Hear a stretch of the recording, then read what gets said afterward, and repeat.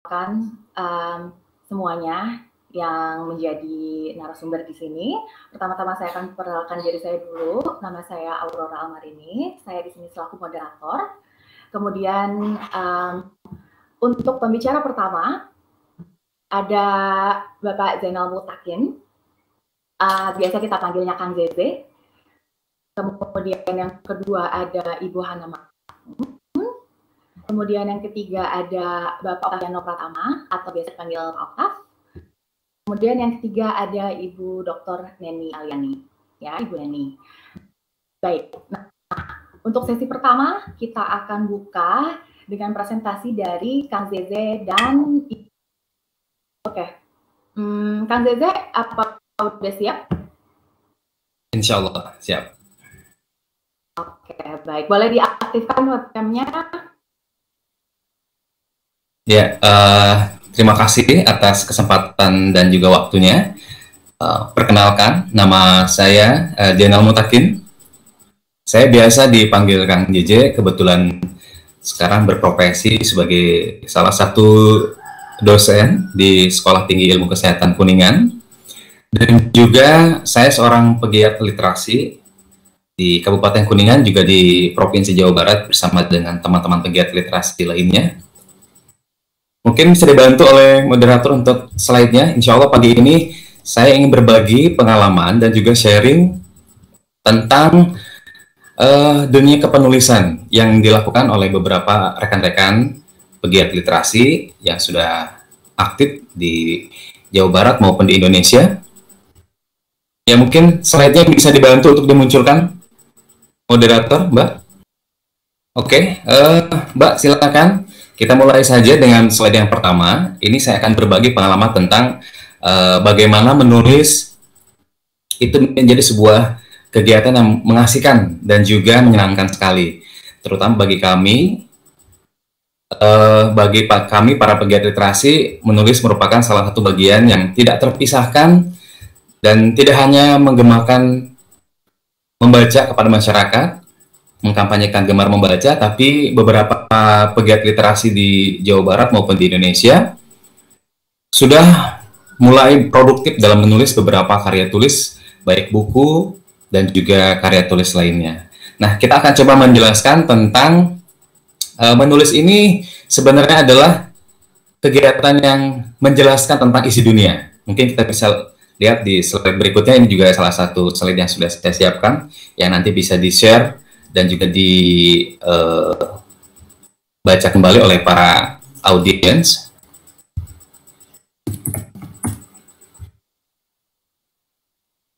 Dan mungkin saya ke slide berikutnya, mungkin sedikit saya menjelaskan juga. Nah, ini profil saya.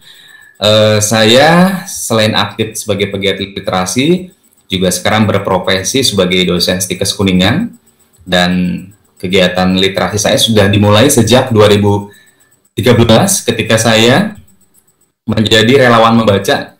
Disitulah saya mulai mengenal dunia literasi dan sampai hari ini masih tetap berkontribusi aktif dalam memajukan literasi di Indonesia. Saya juga aktif di Gerakan Pramuka.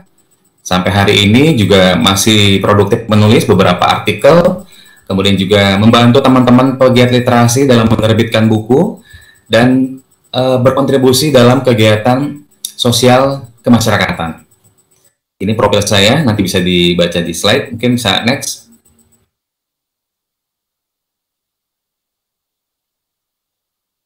Oke, ini beberapa quotes yang mungkin saya suka baca, bagaimana literasi, bagaimana menulis, bagaimana membaca ini menjadi sebuah kegiatan yang luar biasa saat ini sudah mulai disebarluaskan ke seluruh Indonesia, bahkan di seluruh dunia. Hampir setiap hari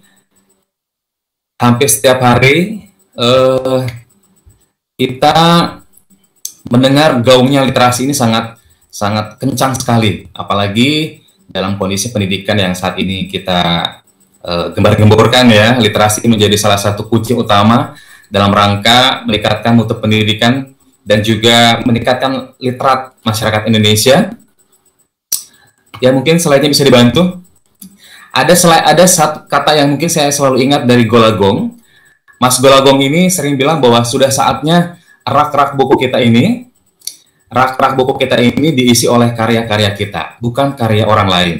Jadi itu yang memotivasi kami sebagai pegiat literasi, bagaimana kami juga tidak hanya mengkampanyekan gemar membaca, tapi mungkin beberapa tahun kebelakang ini banyak para pegiat literasi yang mencoba untuk berkontribusi dalam dunia kepenulisan, dan alhamdulillah Kemendikbud juga proaktif, mendukung, mensupport kami para pegiat literasi untuk menerbitkan buku-buku yang berkualitas yang bisa dibaca oleh masyarakat. Kemudian kenapa kita harus menulis dan kenapa menulis itu sangat penting? Karena kalau kita tidak menulis, maka tentu kita akan dilupakan ya. Sudah sering kita dengar bahwa ya kalau kita punya karya, mungkin kalau tidak ditulis itu akan dilupakan oleh zaman ya. Kita tahu banyak karya-karya Bung Karno, kita tahu banyak karya-karya Bung Hatta yang fenomenal, yang bukunya sampai saat ini masih abadi.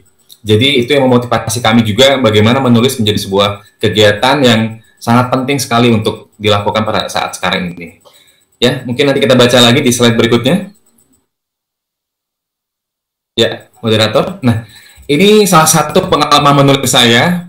Saya bukan lahir dari penulis murni ya, lahir sebagai penulis, tapi memang saya dibesarkan dalam dunia literasi, dalam kegiatan literasi. Saya bermula sejak sekolah di menengah pertama SMA, itu menjadi jurnalis sekolah. Kemudian saya aktif mengirimkan artikel-artikel di majalah Sahabat Pena, terbitan PT Pos Indonesia pada saat itu.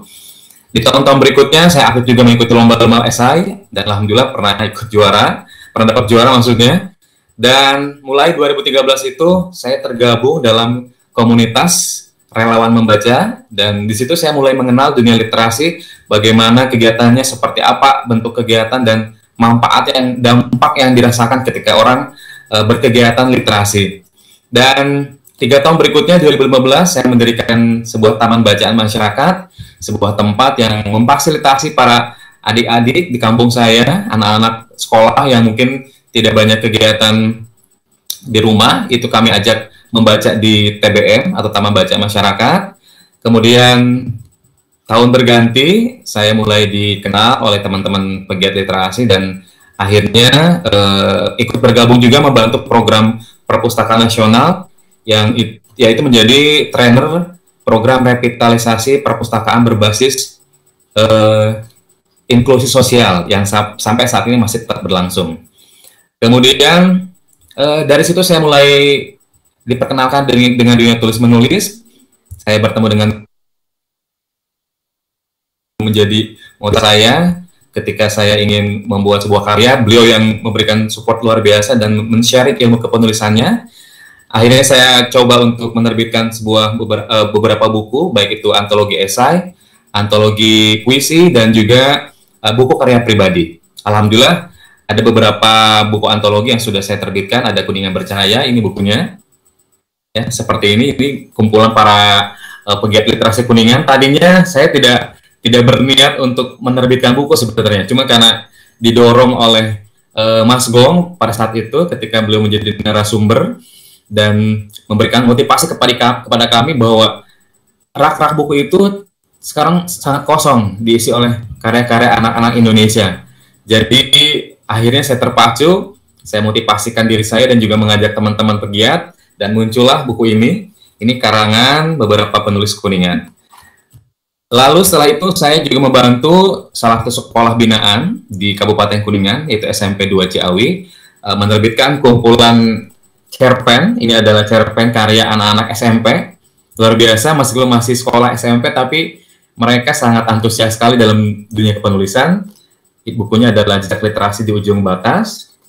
Kemudian setelah saya SMP lakukan untuk kegiatan literasinya, saya coba menggait PGRI. Kebetulan ada pengurus PGRI yang kenal dengan saya dan membantu tim PGRI dalam menyusun buku, judulnya Guru Menulis. Ini adalah praktek baik gerakan literasi di sekolah. Alhamdulillah ya sudah di-launching pada saat HUT PGRI tahun kemarin dan sudah diterbitkan oleh beberapa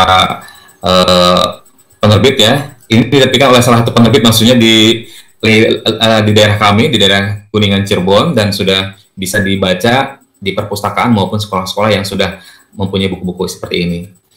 Kemudian tahun berikutnya saya mencoba untuk menulis karya buku sendiri, karena kurang abdol kayaknya kalau hanya membantu orang lain menulis, tapi sementara kita nggak punya buku sendiri gitu ya. Saya coba setahun berikutnya untuk mulai menuliskan, karena saya memang aktif di kegiatan sosial maupun pramuka. Saya bikin buku berjudul Perjalanan Damai. Ini adalah kumpulan cerita saya, pengalaman pribadi saya, perjalanan saya ketika mendapatkan penghargaan di Saudi Arabia tahun 2016, dan juga sepak terjang saya dalam kegiatan literasi maupun kegiatan pramuka ada semua di buku Perjalanan Damai ini. Dan ini sudah lumayan sold out karena memang adik-adik pramuka yang banyak sekali meminta saya untuk bedah buku dan mengirimkan buku ini sebagai bahan bacaan yang bisa dikonsumsi oleh mereka. Tahun-tahun berikutnya saya juga diajak oleh Kemdikbud ini melahirkan 2 buah karya buku. Kemdikbud ini punya program namanya residensi, jadi kami diajak untuk belajar ke sebuah tempat atau TBM di beberapa daerah di Indonesia.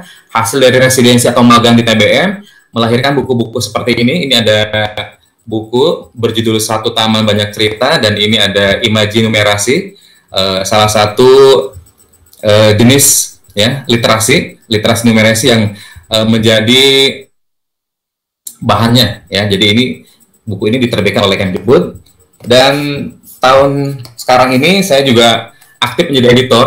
Tadinya saya pikir menjadi penulis saja itu udah luar biasa capeknya, ternyata ada yang lebih capek. Menjadi editor buku karya Pariki, ini salah satu dosen juga di Kuningan. Buku-bukunya saya coba bantu terbitkan karena beliau aktif sekali menjadi dosen tamu maupun kuliah pakar di beberapa perguruan tinggi di Jawa Barat. Nah, kita lihat di slide berikutnya, Mbak. Kita lihat di slide berikutnya ada ini tips ya dari saya. Kita lihat nih, boleh di-share slide berikutnya. Ya, salah satu hal yang paling menarik menurut saya untuk memulai menulis buku, karena menulis buku itu harus dilakukan dengan hati. Saya pikir menulis itu sangat menyenangkan. Menulis itu sebuah kegiatan intelektual. Menulis itu kegiatan yang cukup mudah dilakukan, karena bagi kita mungkin yang terbiasa menulis, kegiatan menulis merupakan menuangkan gagasan ide yang ada dalam pikiran kita setelah kita membaca banyak karya. Dan tentu seperti teman saya bilang bahwa zakatnya membaca itu yaitu dengan menulis buku gitu. Jadi kalau kita sudah membaca buku, ya kita harus salah satu zakatnya yang menulis buku gitu ya. Jadi setelah membaca banyak buku, ya zakatnya kita menulis gitu ya. Ini beberapa tips yang nanti bisa dibaca oleh teman-teman. Dan yang paling penting ini, kita harus setia pada deadline. Ketika kita sudah mau meniatkan menulis buku, kita harus fokus gitu. Mau berapa bulan, berapa minggu, mau 1 tahun. Jadi kita harus setia gitu. Targetnya kapan harus selesai bukunya. Karena kalau tidak bikin deadline, biasanya akan malas ya, molor gitu, waktunya akan jadi lebih lama, bahkan mungkin juga terganggu karena kesibukan dan juga aktivitas kita sehari-hari maupun dengan pekerjaan sehari-hari. Nah, ini salah satu tipsnya. Jadi tulis buku itu sangat menyenangkan, dan yang paling penting selain bagaimana menulis buku, kita juga mungkin bisa menerbitkan buku ya. Nah, ini ada tipsnya. Tips menerbitkan buku mungkin nanti bisa dibaca oleh Bapak Ibu semuanya. Yang saya senang adalah ketika kita sudah punya ide, gagasan di dalam otak kita, coba kita tuangkan. Karena menulis itu harus dengan hati katanya. Kalau tidak dengan hati, biasanya itu akan ganjalan-ganjalan, rintangannya akan selalu ada gitu. Kesulitan mendapatkan ide, mungkin juga kesulitan dalam mencari bahan-bahan rujukan, referensi. Tapi kalau sudah mengalir sesuai dengan hati kita juga dalam keadaan yang fit, dalam keadaan yang sehat ya, kita bisa menuangkan apapun yang ada dalam ide, gagasan, pikiran kita. Insya Allah dalam waktu 3 bulan, 6 bulan, maupun 10 bulan, atau 1 tahun, buku itu bisa selesai, asal kita setiap pada deadline. Dan yang paling penting ketika akan menerbitkan buku, kita juga harus mempersiapkan segala sesuatunya, dari mulai konsep covernya seperti apa, kemudian juga layout, nanti mungkin dibantu juga oleh penerbit, dan biasanya saya dibantu oleh para teman-teman penerbit yang memang tergabung dalam pegiat literasi. Kebanyakan buku-buku yang saya terbitkan adalah buku-buku indie, jadi bukan penerbit mayor, jadi cukup cepat sekali. Di situ ada, di slide ada beberapa materi bagaimana nanti menerbitkan buku secara cepat gitu ya. Saya biasanya paling cepat itu 3 bulan buku ya, yang seperti ini 3 bulan. Tapi ada juga yang 1 tahun. Ini buku karangan saya, cukup lumayan lama. Jadi prosesnya memang agak lumayan rumit ya. Kalau ingin menulis buku atau karya bukunya bagus, memang prosesnya harus lama ya. Sama seperti melahirkan katanya. Kalau kita menulis buku itu sama seperti melahirkan bayi. Kalau prosesnya betul, maka hasilnya pun akan bagus. Tapi kalau prosesnya kurang bagus, mungkin nanti ada cacat ya di bukunya, atau mungkin di beberapa bagian seperti itu. Ya, itu mungkin tipsnya. Ke slide berikutnya. Kang Zeze, waktunya 1 menit lagi. Ya. Terima kasih. Ini salah satu referensi buku-buku yang saya jadikan rujukan ketika saya ingin menulis buku. Kebetulan ada teman-teman penulis buku yang mungkin sering bagi-bagi buku kepada saya. Saya jadi banyak baca sebenarnya. Dengan banyak baca, kita akan menjadi lebih banyak pengalaman. Ini juga buku-buku dari Golagong. Jadi referensi menulis buku kita harus banyak sepertinya. Kalau tidak banyak mungkin ya agak sulit ya, karena referensi sumbernya menjadi minim. Demikian Bapak Ibu, rekan-rekan semuanya, presentasi dari saya tentang tips bagaimana menulis itu mengasihkan, menulis itu sangat luar biasa, bisa kita lakukan di mana saja dan kapan saja. Terima kasih. Assalamualaikum warahmatullahi wabarakatuh. Baik, waalaikumsalam warahmatullahi wabarakatuh. Terima kasih Kang Zeze atas sharingnya. Nanti kita akan kembali lagi kepada Kang Zeze pada sesi tanya jawab. Ya, baik. Sekarang Kang Zeze bisa tolong dinonaktifkan saja mikrofonnya. Nah, sekarang selanjutnya kita akan langsung saja kepada pembicara kedua. Nah, jadi pembicara kedua kita ini namanya Ibu Hana Makmun.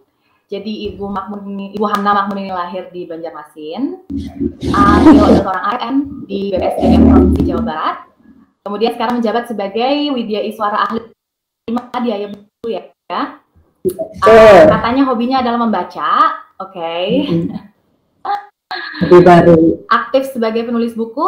Sekarang ada banyak karyanya yang sudah dipublish, mungkin nanti akan di-share juga. Salah satu di antaranya adalah Life Skill Personal Awareness yang diterbitkan oleh dipublish dari Sleman Yogyakarta di tahun 2017.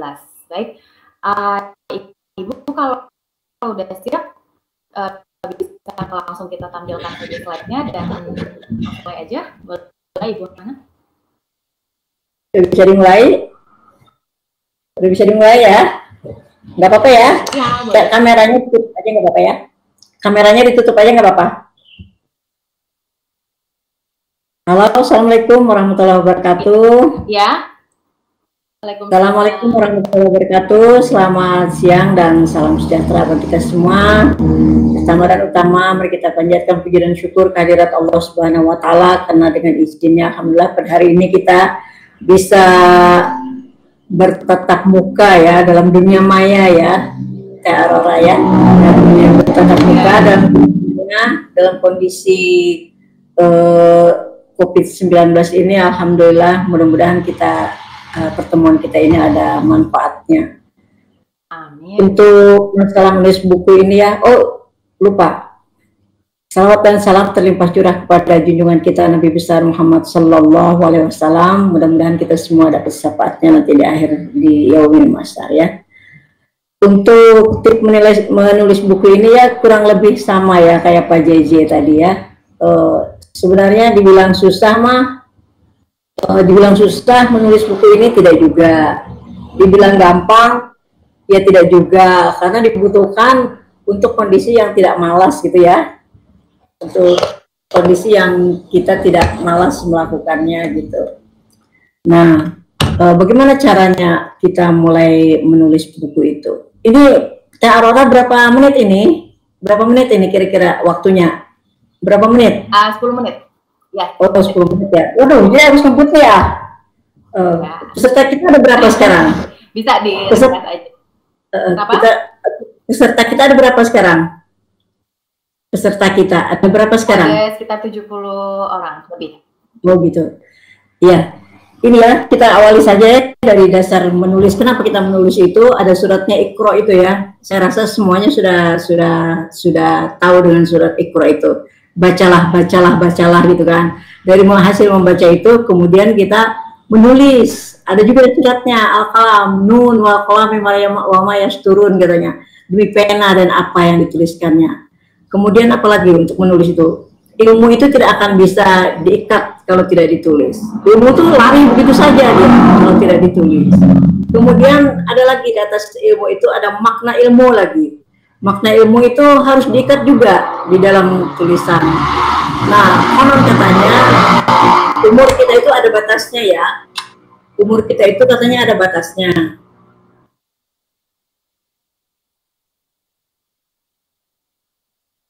Umur kita itu ada batasnya katanya gitu, dan panjang umur kita itu ada di pada waktu kita menulis itu, insya Allah hasil tulisan kita itu nanti umur kita menjadi panjang, karena walaupun kita sudah tiada, buku kita itu insya Allah bisa dibaca oleh banyak orang. Bagi orang-orang yang sepikiran dengan kita mungkin suka membaca buku-buku kita itu.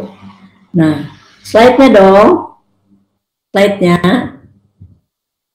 harus ini ya, kameranya harus dibuang ya dulu ya, tutup dulu ya, biar kelihatan kamera itunya, slide-nya. Bisa diaktifkan? Bisa diaktifkan? Slide-nya.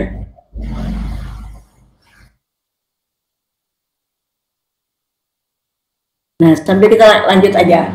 Nah, untuk menyingkat waktu ya, apa kira-kira yang bisa kita tulis itu? Apa sih? Dan saya yakin semua orang itu bisa menulis ya.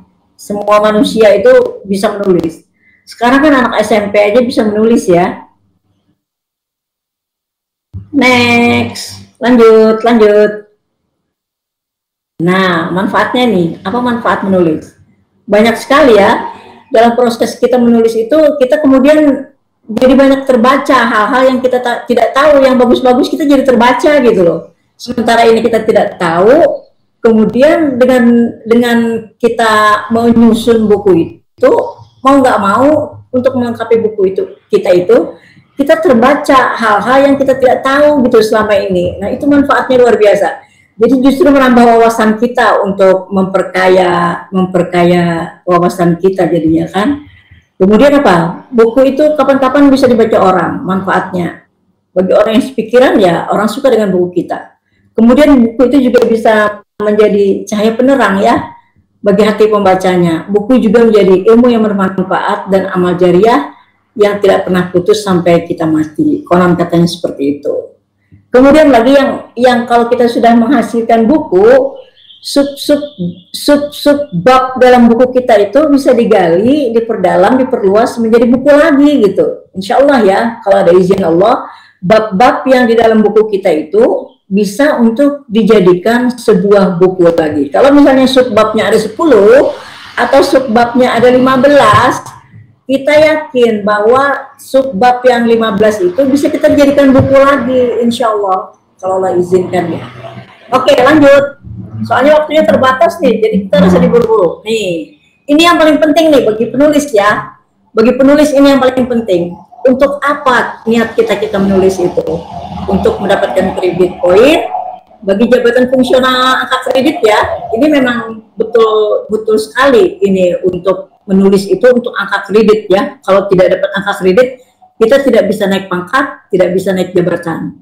Kemudian niat menulis lagi bisa untuk mendapatkan poin. Bisa nggak kira-kira menulis untuk mendapatkan poin? Bisa, sangat bisa.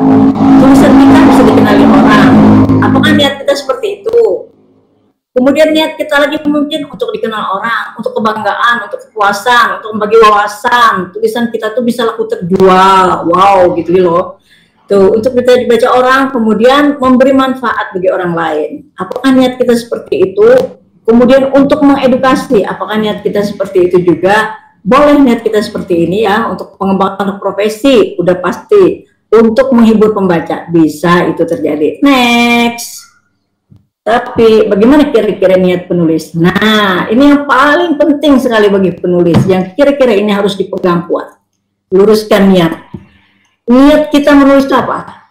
Ternyata niat kita untuk menulis itu tidak untuk yang tadi gitu, yang saya sebutkan tadi. Tidak untuk memberi manfaat bagi orang lain. Niat kita loh, niat yang ditanam dalam hati kita ini. Tidak juga untuk mengedukasi, tidak juga untuk mengembangkan profesi. Niat kita tidak untuk mendapatkan kredit poin, angka kredit, tidak untuk mendapatkan koin, tidak untuk mendapatkan uang, juga tidak untuk dikenali orang, tidak untuk dikenal, dibaca orang, tidak untuk kebanggaan, tidak untuk kepuasan, tidak untuk laku terjual keras, tidak untuk dibaca orang banyak, tidak untuk apa-apa.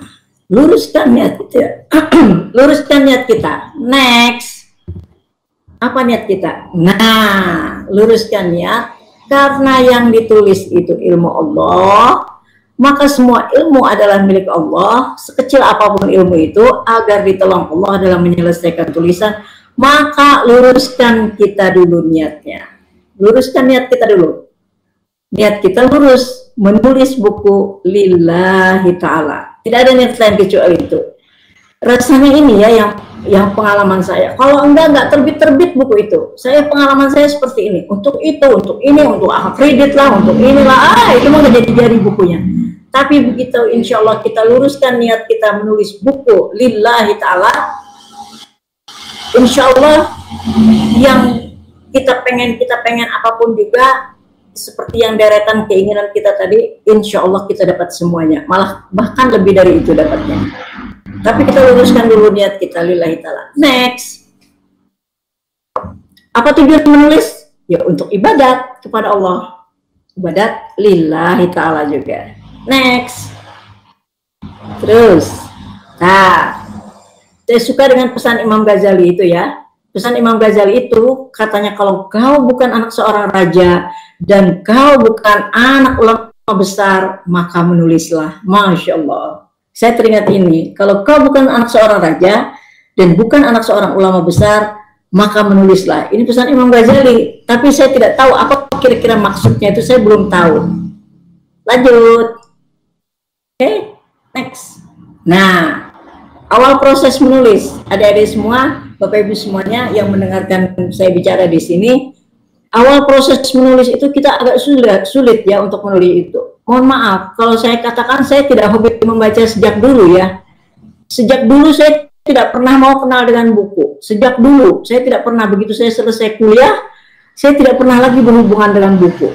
Jadi saya jujur, saya berhubungan buku itu sejak umur saya 40. Coba bayangkan, umur 40 saya berhubungan dengan buku. Masya Allah.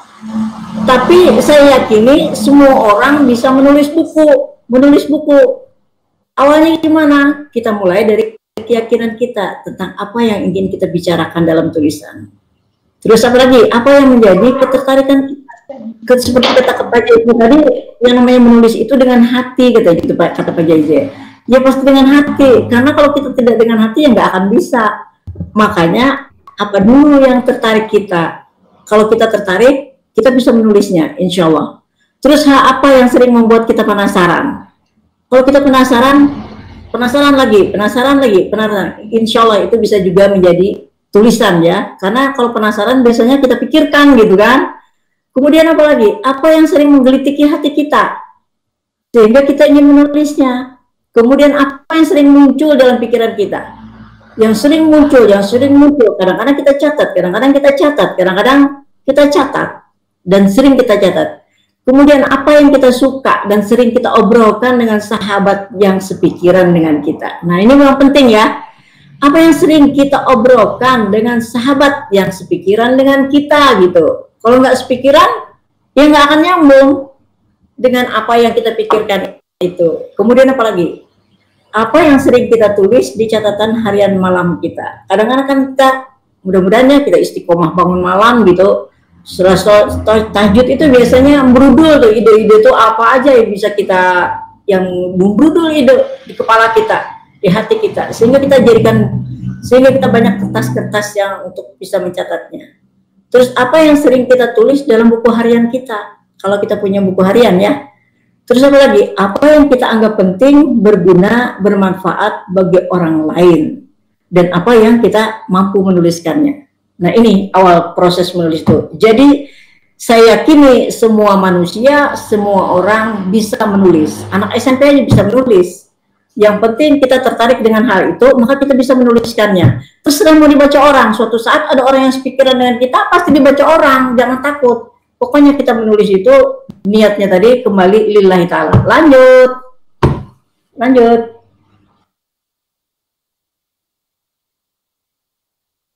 Nah, tulisan buku bagai bangunan rumah ya.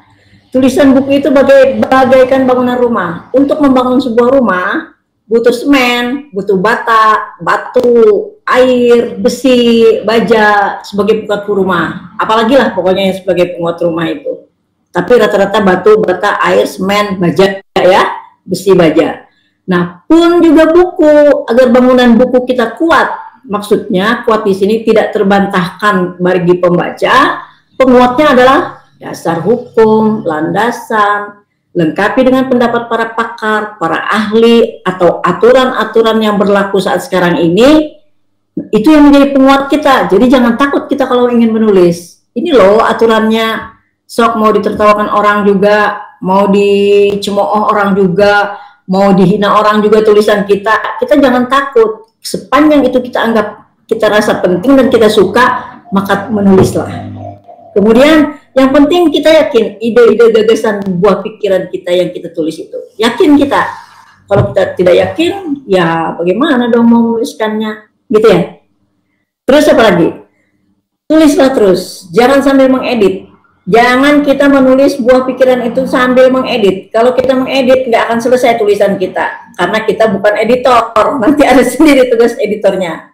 Khawatir idenya hilang. Kalau kita sambil mengedit, idenya takut hilang. Kemudian apa lagi? Jangan lupa segera mencatat ide yang muncul, sebab cepat sekali lupanya kita dengan ide yang muncul. Karena ide itu ya luar biasa, ide gagasan kita itu begitu muncul, cepat hilangnya. Saya juga nggak tahu itu. Kalau nggak, kadang-kadang saya sambil ngetik ke pinggir. Karena pulpen sama kertas itu selalu ada di samping saya. Pinggir dulu saya kalau lagi ide muncul, soalnya sayang itu bisa menjadi bahan tulisan.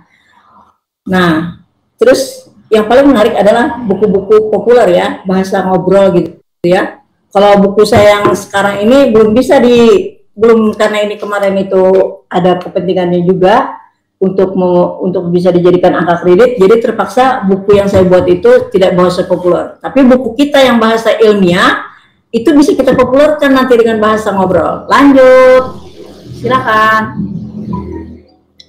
Jika buku ilmiah, bagaimana jika buku ilmiah? Nah, kalau buku itu buku ilmiah, ikuti outline yang telah ditetapkan. Outline yang telah ditetapkan, kemudian kita bisa bumbui dengan pikiran-pikiran sendiri. Misalnya di bab 1 itu ada latar belakang. Latar belakang biasanya bercerita tentang mengapa kita menulis, apa pentingnya yang kita tulis itu. Kemudian di bab berikutnya isi buku. Nah, di isi buku itu ada landasan, apa saja yang dibutuhkan untuk memperkuat apa yang kita tulis itu. Pokoknya penguat aja, terus saja penguat untuk melengkapi dari judul buku kita itu, dari topik yang kita sampaikan. Misalnya seperti buku saya ya, buku saya itu kan tentang life skill personal self awareness ya. Nah, untuk ini oleh sebenarnya ini kenang-kenangan saya ya selama 12 tahun di Dinas Pendidikan ya. Selama 12 tahun di Dinas Pendidikan, sebelum saya pindah ke BPSDM ini, saya menulis buku ini karena saya anggap buku ini bukan hanya penting, tapi sangat penting ya, tentang life skill personal ini, ada di dalam konsep life skill. Kalau sekolah itu kan yang sangat dikedepankan tentang life skill kan, hard skill-nya gitu kan. Nah, sekarang saya coba menggali tentang life skill personal self awareness-nya yang penting bagi kita. Misalnya di dalam buku life skill personal itu kira-kira itu tentang masalah mengenal diri ya, masalah kecakapan mengenal diri gitu. Apa sih kira-kira yang penguatnya, batu batanya, semen-semennya, besi bajanya gitu, yang kita perlukan untuk tulisan kita ini sehingga tulisan kita ini menjadi utuh gitu kan. Yang pertama misalnya kita mengenali peran diri kita. Peran diri itu tidak hanya sedikit, tapi peran diri kita waktu kita lahir sebagai sebagai makhluk ciptaan Tuhan, kemudian sebagai anak, kemudian sebagai orang tua, kemudian sebagai istri, kemudian sebagai suami misalnya ya, peran diri kita itu. Kemudian sebagai khalifah, sebagai pencari nafkah. Nah, itu peran-peran diri kita yang kita harus lengkapi. Kemudian apalagi? Mengenali potensi diri. Nah, ini benar-benar luar biasa untuk hidup di dalam dunia yang kita butuh segala macam, butuh uang, butuh duit, butuh koin, butuh segala macam. Kita harus mengenali potensi diri kita ini. Potensi kita ini apa? Karena semua orang punya potensi diri, karena potensi ini sudah diberikan Allah Ta'ala itu pada saat Allah meniupkan ruh kita itu, di waktu janin kita 4 bulan, Allah Ta'ala itu sudah memberikan potensi diri manusia itu, sehingga ada yang pengen jadi dokter, ada yang pengen insinyur, pengen jadi bidan, pengen jadi perawat, pengen jadi guru, pengen jadi apa. Nah, itu luar biasa. Jadi siapapun juga yang bisa menggali potensi diri itu, maka insya Allah dia tidak akan kesusahan untuk mencari rizkinya, untuk mencari nafkahnya, untuk mencari uangnya, untuk mencari duitnya dalam hidup itu ya. Enak kalau kita tahu. Nah, makanya saya masukin di dalam life skill personal ini. Kemudian apalagi? Perlukah kita mengenali jasmani kita? Sangat perlu jasmani kita dikenali. Terutama yang berupa yang 5 ini ya, yang berapa tuh panca indera ini ya. Wah, luar biasa kalau kita mengenali itu, Masya Allah. Makanya indera kita ini kan ada aja indera itu ya, mata orang tuh bisa sampai bisa menembus melihat yang tidak terlihat gitu. Nah, kalau kita mengenali diri kita, insya Allah kita bisa sampai ke sana. Kemudian apalagi? Mengenali ruhani kita. Nah, maka di sini namanya true self ya.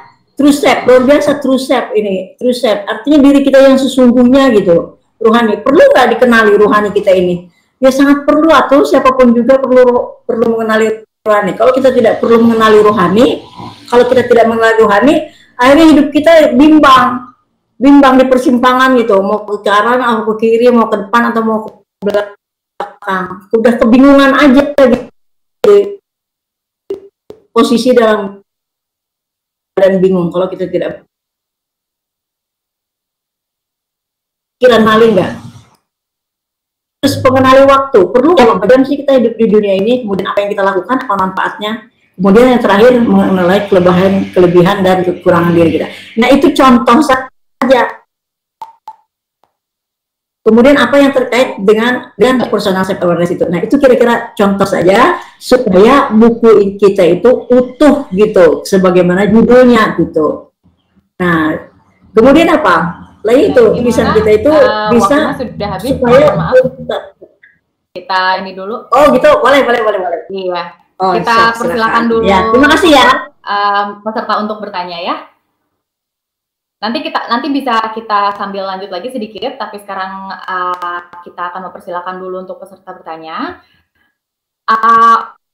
Oke, nah, jadi tadi sudah ada 2 orang. Alhamdulillah sudah ada dua narasumber yang menurut saya keren banget, karena saya juga sebetulnya senang menulis, tapi ketika saya harus membagikan atau mengikuti sebuah perlombaan, saya merasa tidak serak gitu. Tapi setelah mendengarkan sharing dari Kang Zeze dan dari Bu Hana, rasanya sangat membantu ya, alhamdulillah.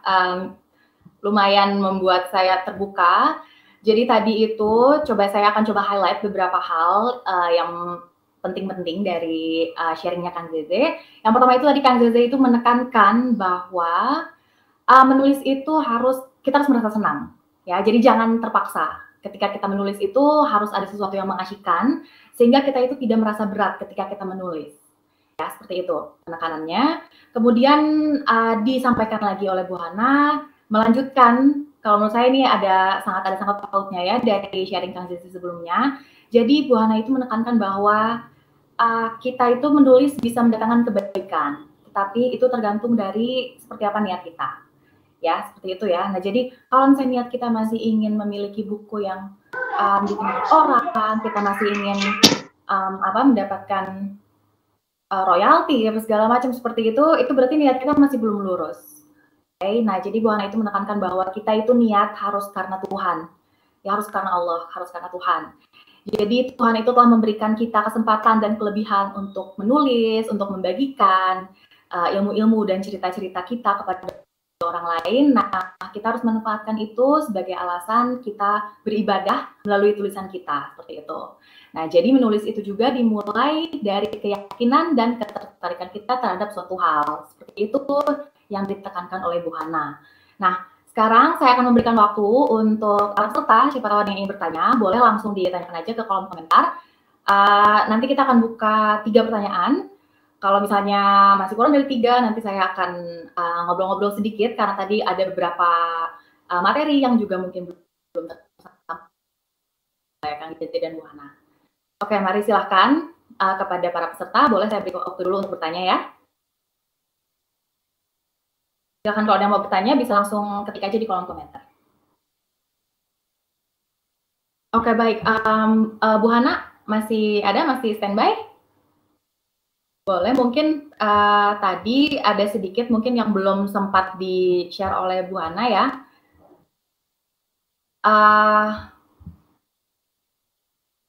Oke, jadi pertanyaannya bisa langsung ditulis aja di chat ya. Nggak usah via mikrofon, nggak usah bicara, tapi langsung diketik saja. Boleh. Kalau yang mau bertanya langsung saja, saya kasih waktu beberapa menit. Bu Hana sama Kang Jeze masih hadir kan, masih standby di sini untuk menjawab pertanyaannya nanti. Ya, saya masih ada di sini. Baik, iya. Bu Hana belum kedengaran lagi ya? Masih di sini aku, masih standby. Bu Hana masih standby. Tadi itu mungkin ada yang belum sempat di-share sambil kita nunggu, boleh mungkin saya sambil sedikit bertanya aja ya sama Bu Hana ya, dan sama Kang Jeze juga. Ini nih, saya mau bertanya nih Bu, kalau menurut Bu Hana nih, ketika kita menulis itu sebetulnya kita itu apa sih yang penting yang harus, maksudnya tadi selain niat, apalagi sih yang penting yang harus penulis tekankan, yang harus kita yang harus kami punya gitu, yang harus kita semua punya, kalau menurut saya, asal terdengar ya, iya, harus kita tekankan nilai-nilai apa yang sebaiknya, betul. Terdengar ya, suara saya terdengar? Ya. Iya, terdengar jelas, silakan. Alhamdulillah, ya. Saya dulu apa Pak Jeze dulu? Saya dulu. Boleh Bu Hana dulu, nanti baru Kang Jeze ya. Ya, seperti kata saya tadi, ketertarikan kita untuk mengangkat sesuatu. Ketertarikan kita dengan hal itu apa? Walaupun sepertinya masalahnya masalah kecil, kalau mungkin itu dianggap orang sepele ya, kata orang mungkin itu mah sepele, ngapain harus ditulis gitu kan. Tapi kalau kita merasa bahwa itu penting gitu, kenapa tidak gitu, tulis aja, karena itu ketertarikan kita. Dan biasanya kalau kita sudah tertarik, insya Allah ide-ide kita tuh muncul dengan sendirinya, karena kita tertarik, kita penasaran, kita tertarik, kemudian kita suka, kenapa tidak, sampai akhirnya menjadi sebuah buku. Walaupun misalnya pada waktu menyusun itu penuh tantangan, rintangan, atau masalah yang lain-lain yang menghalanginya, insya Allah itu akan terselesaikan satu buah buku. Kalau itu memang tertarik, itu aja, ketertarikan aja, nggak perlu kita harus, saya menyelesaikan buku itu juga akhirnya, kayaknya di perjalanan menulis buku itu, kayaknya ini penting deh, untuk melengkapi buku itu, kayaknya ini penting deh, ya kita kan enak tinggal searching di Google, tinggal searching aja. Sampai pada saat kita penerbitan juga hasilnya harus searching di bank Google. Gitu aja, De Aurora. Baik. Oke. Karena mungkin Kang Jeze mau ini, kita masih menunggu beberapa pertanyaan lagi. Sebenarnya kunci dari menulis itu, kita harus banyak membaca buku. Semakin banyak koleksi buku yang kita baca, maka referensi untuk kita menulis atau untuk bahan sumbernya akan semakin melimpah gitu ya. Seperti yang saya tadi sampaikan bahwa menulis itu jakatnya dari membaca. Jadi kita sudah membaca nih buku tentang perpustakaan jantungnya sekolah misalnya. Nah, setelah kita membaca buku-buku tentang perpustakaan, tentang bagaimana peran perpustakaan, nah mungkin sudah banyak kan referensi yang kita miliki. Jadi nanti ketika kita sudah banyak membaca beberapa jenis koleksi buku yang berkaitan dengan perpustakaan, kita bisa menuliskan kembali dan itu bisa menjadi karya tulis kita. Nah, biasanya kalau saya menulis itu ide awal tuh dari banyak baca sebenarnya. Kayak misalnya buku ini kumpulan puisi ini, karena saya sering baca buku tentang puisi awalnya.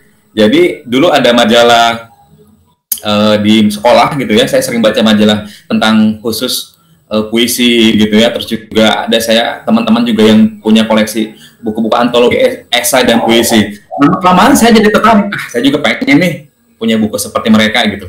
Jadi yang paling penting, saya paling senang itu kalau membuat buku tuh saya senang mendesain covernya gitu. Jadi desain cover itu menjadi cerminan terhadap isi buku kita. Dulu pernah ada yang menyampaikan bahwa untuk membuat judul buku itu tidak harus terlihat isinya, tapi biarkan orang bertanya-tanya gitu. Apa sih buku tersebut isinya? Nah, jadi bikin penasaran orang. 2-3 suku kata udah cukup. Misalnya ini Kelana Bumi ini sengaja saya ngambil dari salah satu puisi di buku ini, di antologi esai ini. Jadi orang juga penasaran, apa ya kok Kelana Bumi gitu. Jadi ini tips dari saya kalau ingin membuat buku, terutama buku yang mungkin sastra ya, 2-3 kata itu cukup menarik. Yang penting jangan memberitahu pembaca tentang isi buku ini. Biarkan mereka menjadi penasaran seperti itu. Iya. Begitu, Mbak. Oke, baik, terima kasih. Nah, sekarang ini saya akan membacakan pertanyaan dari para pendengar ya. Nah, ini sebentar, coba saya pilih. Baik.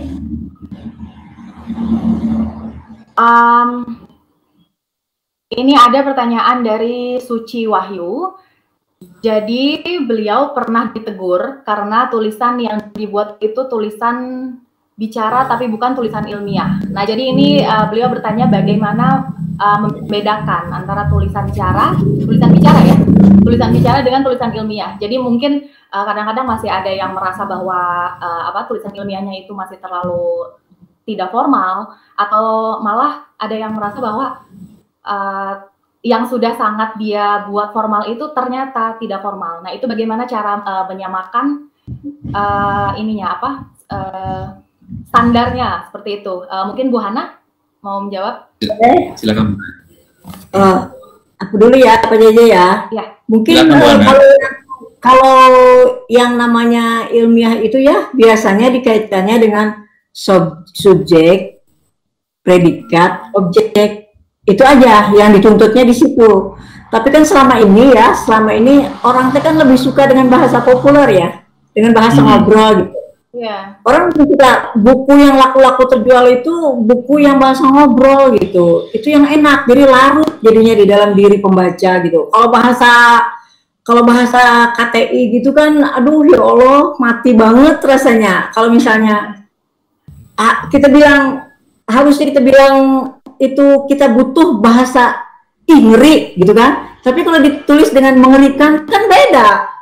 Ngeri dengan mengerikan kan beda sensasinya gitu. Nah, itu aja.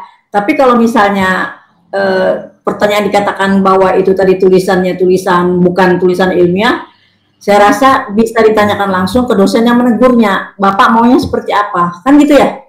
Kira-kira seperti itu. Beda-beda ya standarnya memang ya untuk ilmiah. Ada yang dari mungkin dari topiknya, ada yang dari tata bahasanya, seperti itu ya Bu Hana ya. Iya. Untuk penulisan ilmiah kita harus tahu juga dari orang yang mungkin menegur kita atau menyadari bahwa yang mengatakan bahwa tulisan yang kita anggap ilmiah itu bukan ilmiah, seperti apa standar ilmiah bagi beliau seperti itu. Namun ini kalau untuk Kang Zeze nih, ini ada pertanyaan dari Azmi Azhari. Lebih baik self-publishing atau lewat penerbit reguler, Kang Zeze? Bagaimana? Oke, kalau untuk pemula, saya juga memang untuk penerbit yang mayor tuh belum sampai ya. Tapi ada beberapa seperti Gramedia sudah saya kenal, ada juga teman-teman di Purwokerto di TBM Wadas Kelir yang mengajak saya untuk menulis buku-buku anak ya, yang nanti akan dicetak oleh penerbit mayor. Cuman yang selama ini saya lakukan dan menerbitkan buku-buku dengan penerbit indie gitu ya. Karena bagi saya ini sangat mudah dan cepat sekali. Teman-teman saya yang sudah membuat draft yang cukup tebal gitu ya, ketika dikirim ke penerbit mayor itu mereka harus menunggu lama sekali, sampai bertahun-tahun, mungkin juga berbulan-bulan gitu ya. Tapi ketika saya tawarkan untuk dibuat dicetak atau dicetak sama penerbit indie, itu tidak lebih dari 3 sampai 4 bulan lah. Kalau memang hasilnya pengen bagus. Apalagi kita kan kalau di penerbit indie itu hanya membayar kos untuk biaya cetaknya aja gitu. Dan yang paling penting kita harus tahu dulu penerbitnya. Kalau kita misalnya salah penerbit, biasanya ya banyak hal lah ya, teman-teman juga ada yang ngalamin penerbitnya ternyata tidak punya lokasi yang jelas, ilegal. Nah itu juga harus diwaspadai gitu. Jangan sampai kita sudah transfer sejumlah uang, 1 juta, 2 juta ya, tahu-tahu penerbitnya itu nggak ada gitu ya. Jadi saya yang paling penting adalah saya tahu di mana si penerbit itu berada. Saya cek langsung ke lokasinya, saya ketemu dengan penerbitnya, saya ketemu dengan editornya. Lalu setelah itu baru tuh saya transfer sejumlah uang, kemudian draft saya kirimkan juga untuk dirapikan layoutnya, dan juga kerjasama ya. Setelah itu mau seperti apa bentuk promosinya, bentuk kerjasamanya, apakah penjualan via online ataukah untuk kepentingan sendiri atau dikonsumsi sendiri. Jadi seperti itu. Kalau menurut saya sih untuk penerbit awal ya mungkin penerbit indie ya lebih mudah gitu. Iya. Asal kita harus berhati-hati aja ya Kang ya. Ya, itu paling penting. Baik, mungkin segitu dulu, cukup dulu untuk sesi pertanyaan Kang Zeze dan Bu Hana. Sekarang kita akan lanjut dulu ya untuk narasumber selanjutnya. Boleh Kang Zeze dan Bu Hana dinonaktifkan saja mikrofonnya. Terima kasih. Iya, terima kasih. Baik, untuk para pendengar, nanti ada pertanyaan-pertanyaan yang belum terjawab, itu nanti bisa ditanyakan langsung melalui nomor WhatsApp yang mungkin nanti akan di-share oleh Kang Zeze dan Bu Hananya untuk konsultasi, boleh. Kemudian, oke baik. Nah selanjutnya, kita masih akan ada 2 narasumber lagi. Ya, ada Pak Oktav dan Ibu Neni. Pak Oktav, apa sudah standby? Sudah, tadi saya sudah lihat. Suara saya jelas nggak? Halo, Pak Oktav, Halo. sudah siap? Suara saya jelas ya? Oke, baik. Oke, nah ya. Oke. Saya kenalin dulu ya, sebelum kita mulai, sebentar lagi 1 menit saya kenalin dulu. Jadi ini kita akan mendengarkan sharing dari Pak Oktav dengan nama lengkap Oktaviano Pratama. Beliau ini adalah lulusan program sarjana dan magister UI di bidang ilmu komputer. Saat ini beliau sedang menempuh pendidikan doktor di STI ITB, bekerja sebagai Chief Scientist di BISA AI. Oke, nah jadi kalau misalnya ada yang masih penasaran soal BISA AI, mungkin bisa bertanya juga nanti. Kemudian beliau juga aktif dalam menulis tutorial online dan telah mempublikasikan 13 karya tulis ilmiah. Oke, nah jadi nanti kita juga bisa bertanya-tanya tentang penulisan ilmiah ya. Mungkin nanti ada pertanyaan yang belum terjawab, bisa kita tanyakan juga kepada Pak Oktav. Oke. Ya.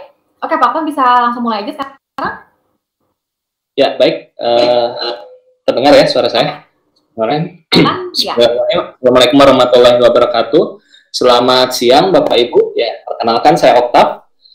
Saat ini sedang mengembangkan BISA AI, salah satu platform dari BISA AI itu mengenai artificial intelligence.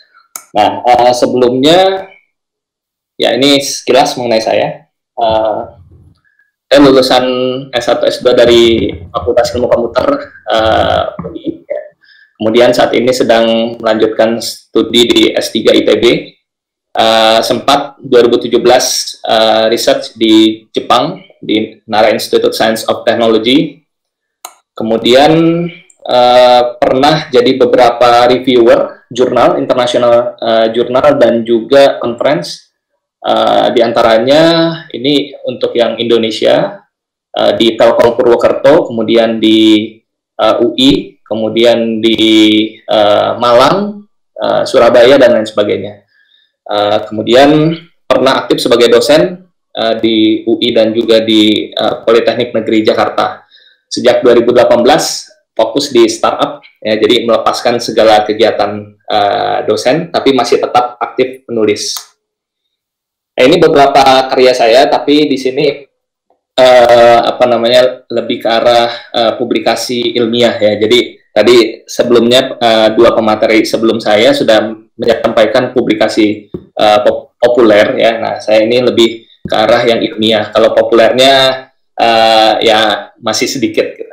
Nah, ini yang ilmiah ada beberapa yang sudah dipublikasikan, diantaranya ini di beberapa conference dan juga jurnal, international jurnal. Kemudian ini salah satu contohnya.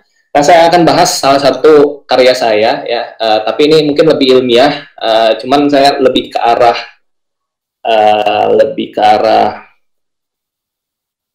isinya saja, tidak ke arah substansialnya. Oke, baik, saya coba review. Yang pertama adalah mengenai jurnal saya yang masuk ke dalam Q3, ya, salah satu rating di dalam international journal. Judulnya adalah Unified Concept Based Multimedia Information Retrieval Using Deep Learning Process with Ontology.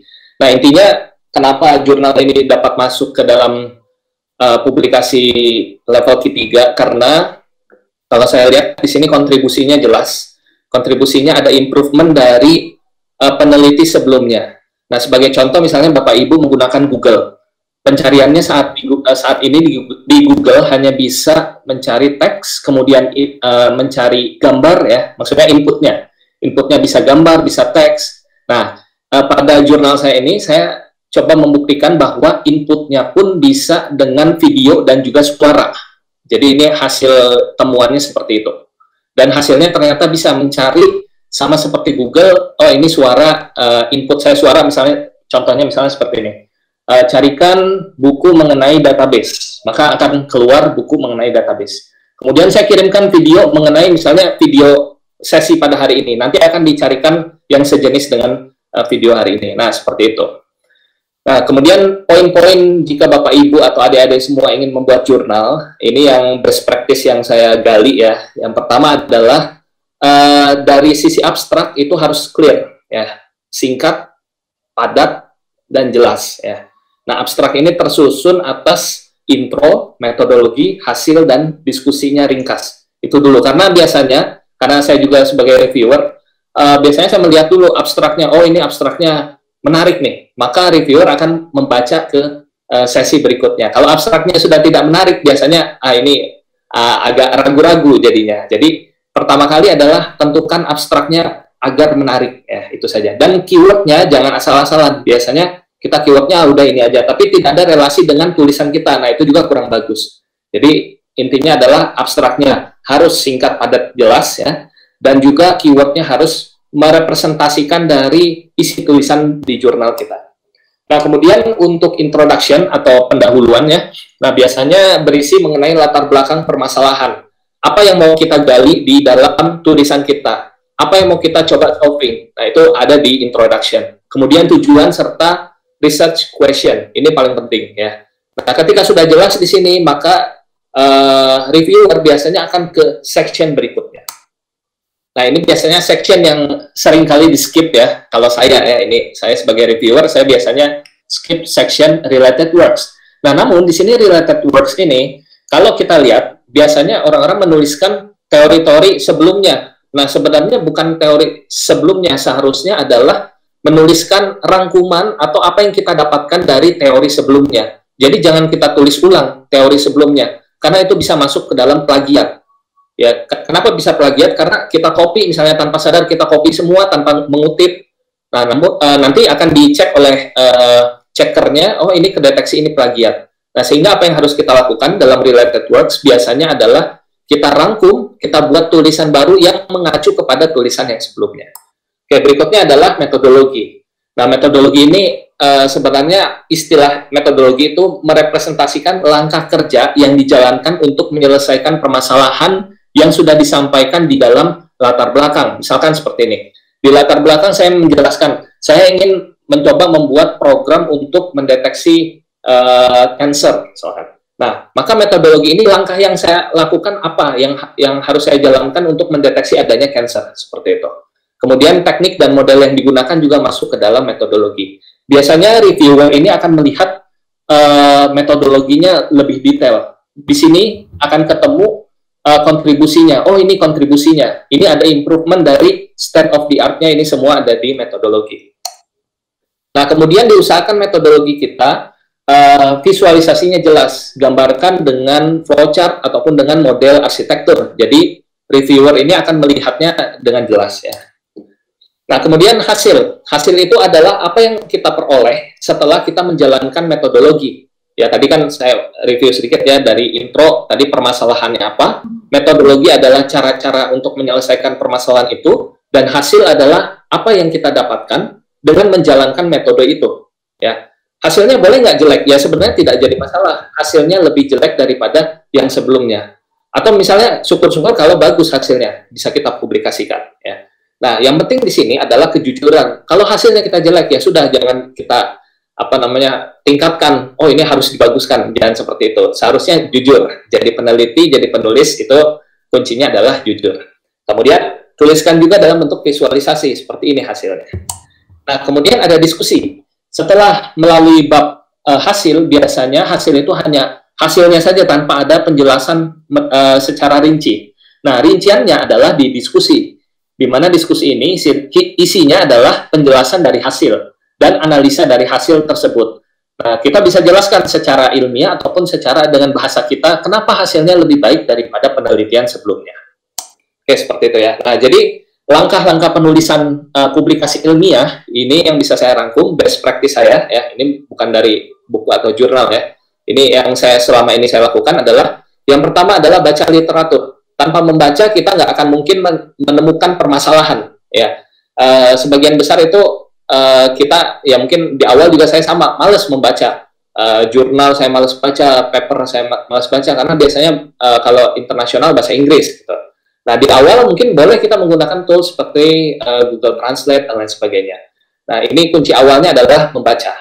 Nah, setelah kita baca, mungkin sedikit diusahakan kalau ingin lancar menulis ya dan juga membaca paper publikasi ilmiah, diusahakan seminggu itu minimal 5 kali. Profesor saya mengajarkan 5 kali, ya setiap hari itu kita membaca satu paper. Ya, itu akan cepat kita mengerti konteksnya. Kemudian rumusan masalahnya kita gali, kontribusi apa yang dapat diimprove. Kemudian literatur review kita review dengan singkat apa yang sudah dibaca. Kemudian kita buat matriks penelitian. Ya, kemudian dilanjutkan metodologi. Ya, berdasarkan literatur review kita gali metodologi yang kita gunakan. Boleh kita improve metodologinya. Ini kontribusinya. Semakin kita banyak kontribusi, semakin tinggi level jurnal yang dapat kita masukkan. Ya, tadi saya kasih contoh jurnal saya Q3. Nah, bisa jadi kalau kontribusinya banyak ya dan lain-lain itu bisa masuk sampai Q2 bahkan Q1 ataupun bisa ke jurnal yang paling populer di bidang sains yaitu Nature. Atau misalkan lebih tinggi lagi bisa jadi Nobel ya seperti itu. Ya, kemudian eksperimen kita lakukan eksperimen jika tipe penelitian atau tulisan kita bersifat eksperimen. Kemudian kita evaluasi eksperimen kita. Dan berikutnya adalah mulai penulisan di sini. Ya, jadi jangan dulu nulis sebelum kita baca ya. Jadi kita baca dulu tulisan sebelumnya baru kita tulis ya dengan tulisan baru yang ada kontribusinya. Dan terakhir adalah publikasi. Nah, jadi bagaimana cara memulainya? Ini sebagian besar mahasiswa banyak yang bingung ya. Mulainya ini dari mana untuk mendapatkan karya tulis ilmiah ya yang dipublish di jurnal internasional. Caranya adalah yang pertama kita mulai dari permasalahan sehari-hari. Ini saya kasih contoh. Saya punya paper lagi publikasi ilmiah nasional. Judulnya adalah Influence Factor of Social Media and Gadget Addiction of Adolescents in Indonesia. Jadi intinya adalah banyak remaja yang kecanduan gadget dan sosial media. Nah, di sini saya mendapatkan permasalahannya. Apa yang mau diteliti? Yaitu faktor apa saja yang membuat remaja kecanduan sosmed, ya seperti itu. Oke, nah berikutnya, nah ini contoh publikasinya dapat dilihat ya di Jurnal Information System Universitas Indonesia. Ini sudah publish bulan lalu ya. silakan dicek. Nah, ya intinya sama, ada abstrak, ada keyword, ada introduction, kemudian ada literatur study, kemudian ada metodologi, ada hasil, dan ada discussion. Nah, yang mau saya tunjukkan di sini adalah conclusion-nya, jadi kesimpulannya. Nah, tadi kan saya sudah sampaikan, tujuannya adalah kita ingin mengetahui faktor apa yang membuat remaja kecanduan gadget dan sosial media. Setelah kita jalankan metodologi dan kita lakukan eksperimen, ya berikutnya adalah hasilnya yang saya dapatkan yaitu, nah ini, the result, hasilnya adalah waktu, productivity, relation adalah faktor yang mempengaruhi adiksi sosial media dan gadget. Jadi ada 3 faktor, sementara thought atau pemikiran itu tidak ada kaitannya dengan kecanduan sosial media. Nah, di sini saya mendapatkan kesimpulan seperti ini, yang artinya ini menambah ilmu pengetahuan ya. Kenapa? Karena berdasarkan penelitian yang dilakukan, waktu, productivity, dan relation ini ada kaitannya dengan adiksi sosial media. Nah, hasil ini yang kita publikasikan, yaitu di jurnal ataupun conference, kalau bisa di international conference atau jurnal gitu ya. Nah, siapa saja yang dapat menjadi penulis publikasi internasional? Ya, sebenarnya semuanya bisa ya, dosen, terutama dosen, karena dosen biasanya ada angka kreditnya ya. Kemudian mahasiswa juga perlu untuk melanjutkan studi S2, S3, biasanya seperti itu. Praktisi juga perlu, di BISA AI kita setahun biasanya 5 kali publikasi. Kenapa? Ya karena kita juga kontribusi terhadap keilmuan. Kemudian masyarakat umum, nah di sini juga banyak ya. Nah, saya akan membahas sedikit poin masyarakat umum juga bisa membuat publikasi internasional, jurnal ataupun conference. Gimana caranya ya, kita simak ya berikutnya. Oke. 1 menit lagi ya waktunya, Pak Okta. Berapa menit lagi? 1 menit lagi. Oke, 1 menit, baik. Nah, keuntungannya untuk menjadi penulis publikasi ilmiah internasional, jaringan luas para peneliti. Kemudian mendaftar S2, S3 riset menjadi lebih mudah, dibaca oleh komunitas internasional dan dikutip oleh komunitas internasional. Nah, ini contoh saya sebelumnya, 2017 saya riset intern di NICE, ya, Nara Institute Science of Technology. Waktu itu yang interview saya hanya tanya satu pertanyaan, kamu sudah berapa banyak publikasi yang kamu buat? Kebetulan waktu itu saya sudah punya 5 publikasi internasional. Jadi nggak panjang lebar lagi, udah kamu berangkat. Jadi seperti itu contohnya. Jadi, nah kemudian opportunity-nya adalah BISA AI membuka internship untuk join project AI, kimia, elektro, science, dan lain-lain. Dan di sini juga selain project ini juga akan dipandu untuk menulis internasional. Untuk internasional jurnal. Ya, jadi silakan jika berminat kirim infonya ke sini atau hubungi panitia. Oke, nah ini sedikit peluang publikasinya. Ya, kita punya jurnal 5G Ecosystem dan ya ini ya, nirkabel seluler, ilmu komputer dan teknik. Nah, di sini jurnal ini kebetulan saya chief editornya. Silakan Bapak Ibu submit di sini. Edisi terbitnya 1 Agustus 2020.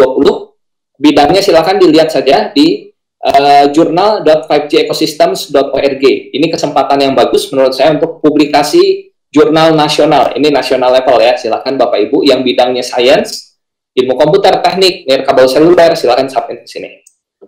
Kemudian kita juga ada ya tulis ilmiah. Nanti bisa dilihat di IG-nya. Ya mungkin itu saja dari saya. Terima kasih atas perhatiannya. Oke. Oke, baik. Terima kasih Pak Okta. Sebelumnya kepada para pendengar, mohon maaf Pak Okta itu harus ada acara selanjutnya. Jadi kalau misalnya ada yang mau bertanya, bisa langsung bertanya sekarang. Bisa langsung bertanya sekarang kepada Pak Okta. Mungkin yang udah siap pertanyaannya bisa langsung diketik aja sekarang di kolom komentar. Nah, sambil menunggu, ada beberapa pertanyaan yang mungkin bisa dijawab juga oleh Pak Okta. Beberapa pertanyaan sebelumnya ya yang bisa dijawab juga oleh Pak Okta. Mungkin ini ada pertanyaan dari ini ada pertanyaan sebenarnya teknis ya, ada dari Muhammad Anugrah. Jadi katanya itu beliau sudah menerbitkan buku dan sudah menjadi nomor 1 di pencarian Google dengan kata kunci tertentu. Tetapi kenapa penjualan online melalui Google Play-nya masih sulit?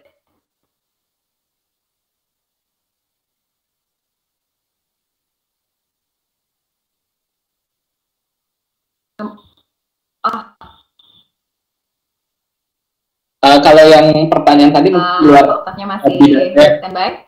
Tadi ini nggak pertanyaannya cukup jelas? Ya, tapi itu sepertinya di luar bidang saya, cuman saya bantu jawab ya mungkin ya. Nah, jadi kalau menerbitkan buku, ya kalau buku saya coba makan ya ini.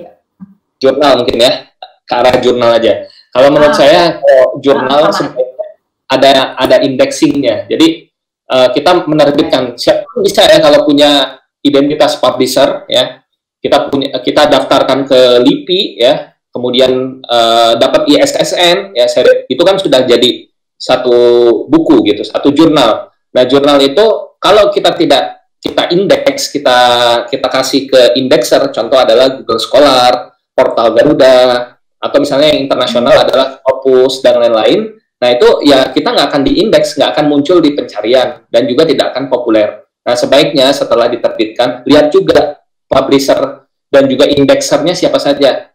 Indeksernya biasanya Google Scholar yang ngetren ya, Scopus ya, Thomson dan lain-lain. Nah, itu perlu diperhatikan. Jadi tetap yang paling akan lebih populer pasti yang ini ya, yang indeksnya. Indeksnya lebih top. Oke. Baik. Kemudian ini ada juga satu pertanyaan lagi, bisa ya, dari Michael Alfredo Siahaan. Katanya pernah mendengar karya tulis populer di dunia literasi Indonesia. Apa perbedaan karya tulis ilmiah dan karya tulis populer? Oke, baik. Tadi sudah juga pernah ini ya.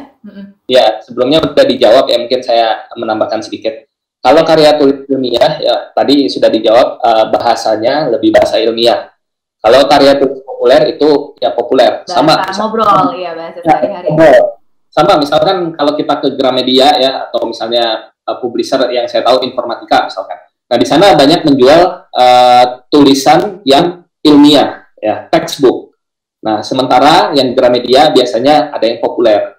Nah, itu dari sisi substansinya itu sebenarnya berbeda biasanya. Kalau populer ya lebih ringan gitu bacanya. Sementara yang ilmiah ataupun textbook itu biasanya lebih berat bacanya. Nah, tapi ini saling melengkapi lah satu sama lain seperti itu. Yang tadi saya jelaskan lebih ke arah karya tulis ilmiah. Yang ilmiah ya, bagaimana cara membuat untuk penulisan ilmiah yang memang diterima di standar internasional ya? Ya. Mungkin pertanyaan menarik nih dari Muhammad Anugrah. Mungkin saya coba bantu ya. Iya, itu yang mau saya tanyakan juga soal bayaran dari jurnal internasional. Karena memang tahu saya juga rata-rata bayar ya. Bayar ya, oke. Nah, jadi seperti ini, memang ada beberapa yang bayar ya, tapi biasanya yang bagus, yang berkualitas itu gratis. Seperti itu, biasanya gratis. Karena orang-orang peneliti top mungkin akan submit semua ke sana, akan submit dan dia reputasinya tinggi, tidak berbayar ya. Jadi itu pilihan. Ada beberapa jurnal yang saya submit karena misalnya waktunya sudah mepet misalnya, ya udah saya coba jurnal yang berbayar karena dia nge-reviewnya agak cepat gitu. Jadi hanya permasalahan proses mereview tulisan kita gitu. Nah, kalau berbayar misalnya lebih cepat. Bisa jadi saya submit hari ini, minggu depan sudah ada hasilnya, hasil reviewnya, bisa seperti itu, gitu. Oh baik, jadi sebetulnya malah yang populer itu gratis ya? Harusnya gratis, yang reputasi tinggi itu gratis. Yang reputasinya tinggi, iya. Karena memang orang semua berlomba-lomba untuk masuk ke situ, jadi memang persaingannya jauh lebih ketat ya? Iya. Oke, baik. Mungkin cukup sekian untuk Kak Oktav ya. Oke. Kalau misalnya nanti ada yang mau konsultasi lagi, apakah bisa kontak langsung apa gimana? Mungkin nanti bisa di-share juga di grup. Nomor mungkin emailnya, entah nomor WhatsApp atau emailnya untuk konsultasi. Iya, oke. Nanti bisa di-share juga di kolom chat ini ya oleh admin emailnya untuk konsultasi, boleh? Oke, ya. Terima kasih Bapak Ibu. Mungkin penjelasan saya cukup sekian. Saya pamit dulu. Oke, silakan. Ya. Iya. Oke, selanjutnya kita masih akan ada satu pembicara lagi dari Ibu Neni ya. Nah, setelah Ibu Neni selesai ini, jangan lupa kita akan ada foto bersama. Jadi nanti semua boleh menyalakan webcamnya, menyalakan kameranya untuk kita akan screen capture untuk kita foto bersama semuanya ya. Tapi nanti setelah Bu Neni selesai, oke? Kemudian saya ingatkan kembali untuk penanya, mohon untuk langsung ditulis saja ya, langsung diketik. Jadi saya tidak perlu mempersilahkan namanya, tetapi silahkan langsung menulis saja. Nanti pertanyaan yang kira-kira sebelumnya belum dijelaskan itu bisa langsung saya bacakan atau nanti pemateri yang akan memilih yang membacakan ya. Kemudian ini sekarang kita langsung aja lanjut ke pemateri selanjutnya, narasumber selanjutnya yaitu Ibu Neni. Jadi Dr. Neni itu adalah ASN pemerintah Provinsi Jawa Barat yang mengawali karir sebagai juru penerang Kecamatan Teladan tingkat nasional di Jakarta tahun 1992. Oke. Nah, jadi dari prestasi ini, beliau kemudian dipromosikan menjadi juru penerang tingkat provinsi. Nah, Ibu Neni ini memiliki hobi menulis juga, sama seperti yang lain, hebat-hebat ya.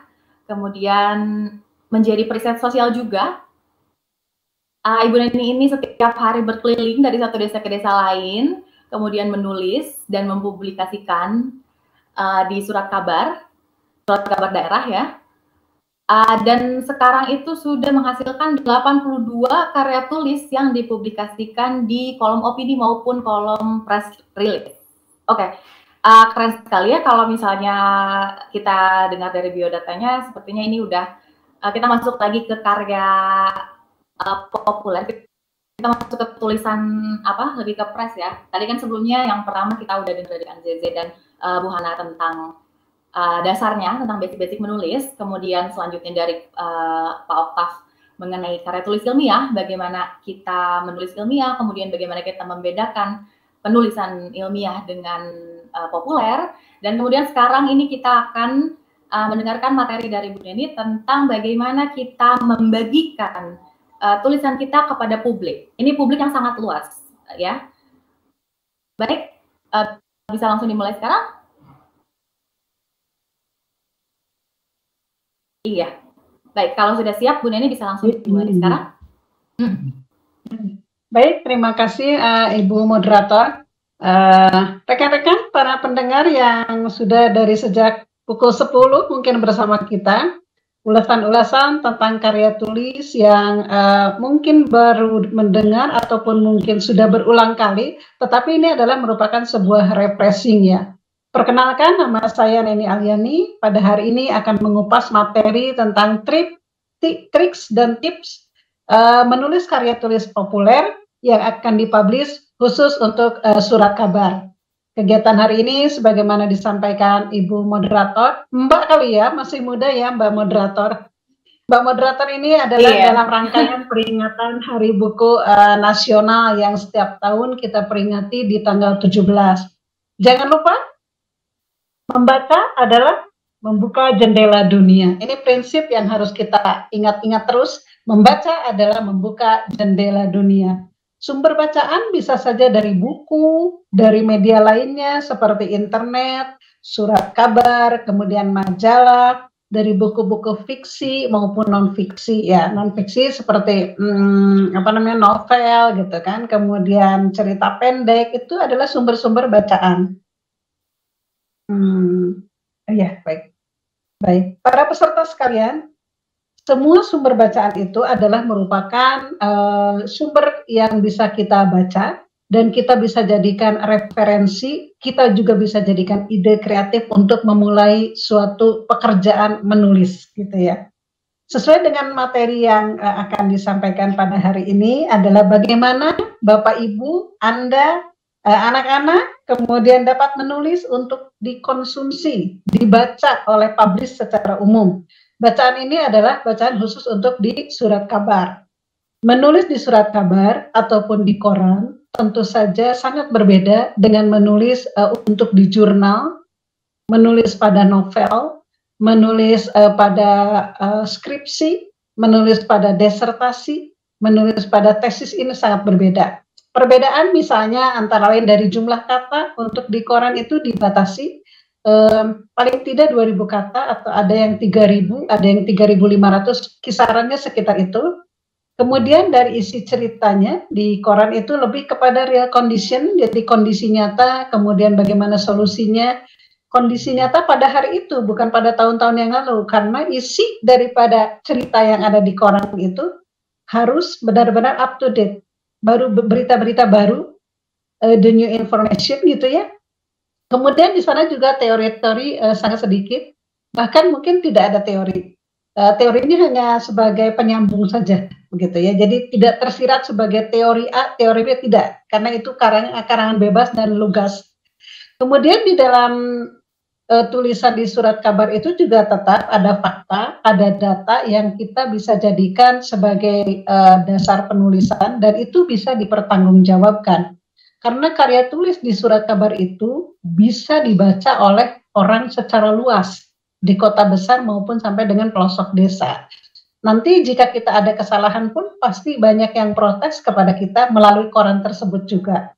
Kemudian dengan jumlah kata yang lebih sedikit tersebut, tentu tulisan kita itu lebih banyak pembacanya ya. Jadi sifatnya kita harus persuasif. Jadi tulisan di karya tulis berbentuk koran atau surat kabar itu sifatnya persuasif atau mempengaruhi orang-orang untuk melakukan sesuatu.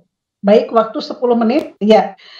Kemudian rekan-rekan dengan berbagai kemudahan tersebut, tentu kita akan mencoba menulis di surat kabar. Banyak para pemula merasa frustasi karena seringkali menulis, tapi kok tidak dimuat-muat di korannya. Sehingga malas untuk menulis lagi dan bahkan cenderung berhenti menulis ya. Ini seharusnya tidak boleh terjadi. Bukankah kegagalan itu adalah keberhasilan yang tertunda? Jadi jangan sampai berhenti karena tidak dimuat satu kali di dalam surat kabar. Saya pun demikian, berkali-kali menulis koran, tetapi kok tidak dimuat. Nah, akhirnya sejak itu saya mencoba mencari teorinya bagaimana menulis di koran itu agar menulis langsung dimuat. Oke, mari kita mulai menelusuri apa tips menulis agar kita bisa dipublish di surat kabar. Tips yang pertama adalah langkah persiapan. Nah, ini lanjut ke PowerPoint berikutnya. Tips menulis di surat kabar. Ya, ini biodata tadi ya sudah dibacakan sama moderator. Ke presentasi yang ketiga. Nah, ini tadi jenis karya tulis yang akan dibicarakan tadi, buku sudah. Sekarang saya menuju ke surat kabar. Lanjut. Lanjut berikutnya. Nah, ini tips menulis di surat kabar. Yang pertama ini di tahap persiapan ini ya, lakukan pemilihan terhadap jenis karya tulis. Ini di persiapannya, kita akan menulis dalam kolom apa, karena di surat kabar itu banyak. Ada kolom opini, ada kolom jurne, ada kolom forum, ada kolom apa dan siapa. Opini pun bisa dibagi-bagi nih, opini itu ada jenisnya ya. Opini itu sebentar, tadi saya catat juga takut saya lupa. Opini itu bisa itu termasuk jenis view ya. Opini itu hanya semacam bagian daripada views ya, karena di dalam opini itu juga ada tajuk rencana, ada karikatur, ada artikel, ada kolom, kemudian ada surat pembaca dan sebagainya. Nah, opini yang kita maksud adalah opini pribadi untuk mengulas sebuah persoalan. Mungkin pada hari ini kita coba untuk mengarahkan, menggiring para peserta bagaimana menulis dalam bentuk opini.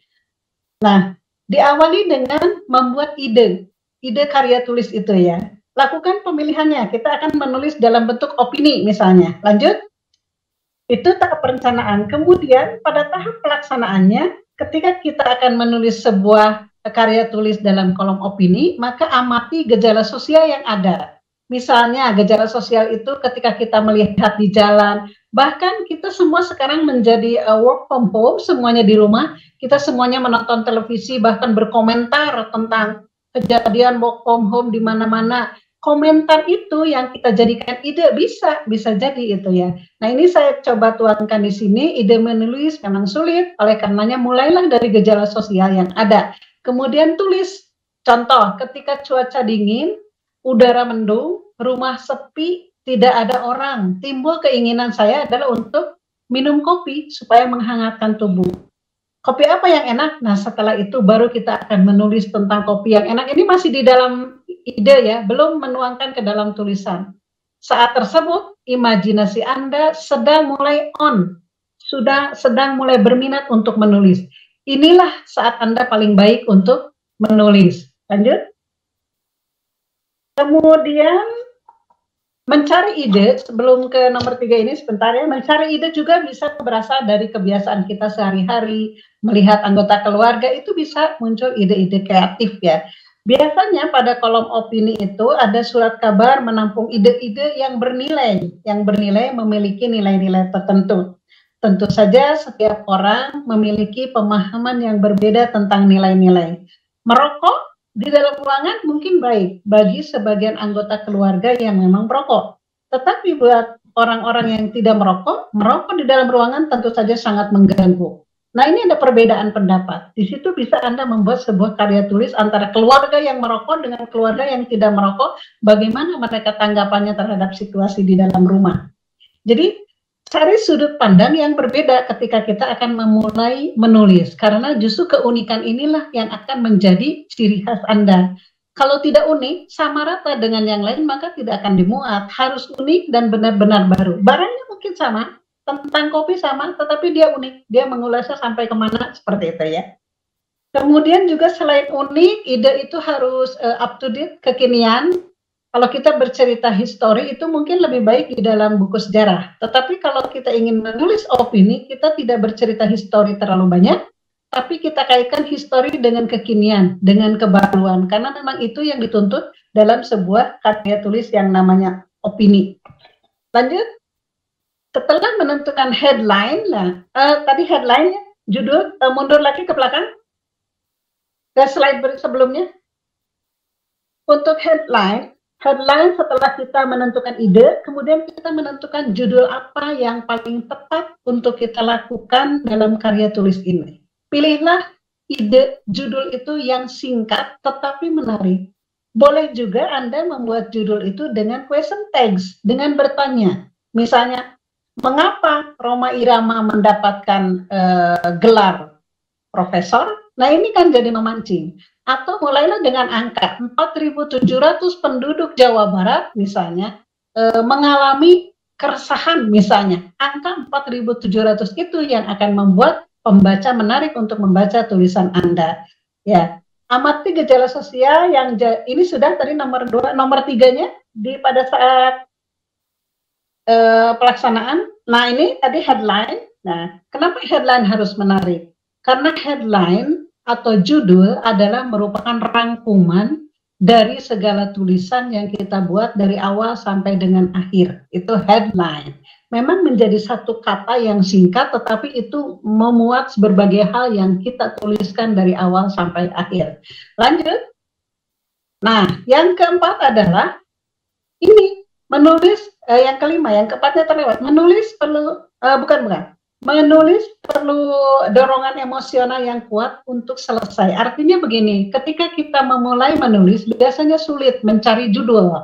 Setelah ketemu judul berhari-hari, kemudian kita sulit memulai kata pertama. Apakah dimulai dengan kondisi awal, atau dimulai dengan kegiatan saya, atau dimulai dengan kegiatan orang lain. Ini sulit. Nah, setelah itu sulit-sulit itu dilewati, kemudian kita akan mengakhiri gitu. Nah, ini harus selesai dulu, baru kita membaca lagi dari awal. Sebab begini, kalau kita sedang mengetik, menyelesaikan tulisan, kemudian kita melakukan evaluasi dari awal, maka ini akan lebih lama. Cenderung tulisan tidak akan selesai. Jadi, kita sebagai penulis, harus terus menulis, kata-kata mungkin salah, take fault, kemudian ternyambung, gitu kan, misalnya. Atau kok yang tadi ceritanya di sini sekarang jadi seperti ini, nggak apa-apa, teruskan saja mengetik sampai dengan selesai. Setelah selesai, apa yang kita lakukan? Kita baru melakukan tahap 3, yaitu evaluasi, mengevaluasi dari awal sampai akhir. Ya, ini setelah kita melakukan evaluasi dari awal sampai akhir, maka kita baru dianggap selesai merancang sebuah karya tulis. Belum bisa dikirim. Karena kalau ingin mengirim ke sebuah surat kabar, kita harus mengevaluasi sendiri bahasa kita dengan bahasa surat kabar itu. Misalnya kita akan mengirim pada surat kabar yang menyukai headline-nya itu berupa angka, maka kita rubah itu. Oh, mereka menyukai angka, maka kita rubah headline dengan angka.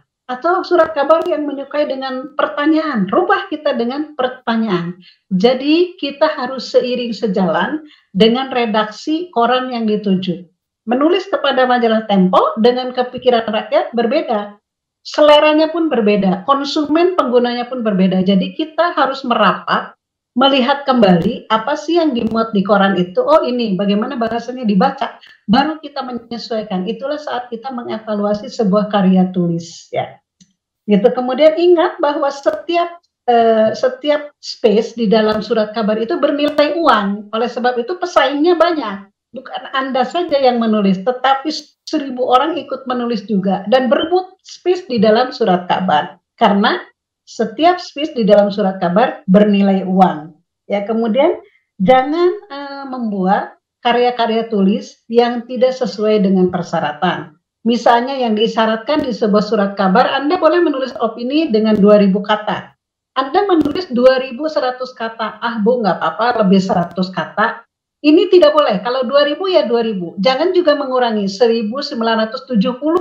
Masih kurang 30 kata lagi. Nah, ini akan memudahkan orang untuk mendiskualifikasi Anda untuk tidak bisa dimuat dengan alasan kekurangan kata atau kelebihan kata. Kemudian misalnya ada persyaratan tertentu di surat kabar, hurufnya harus kalibri misalnya. Bukan, kita kan biasa menulis Times New Roman atau Arial atau Tahoma. Tiba-tiba persyaratannya harus kalibri, kecil-kecil hurufnya. Ya kita ikutin.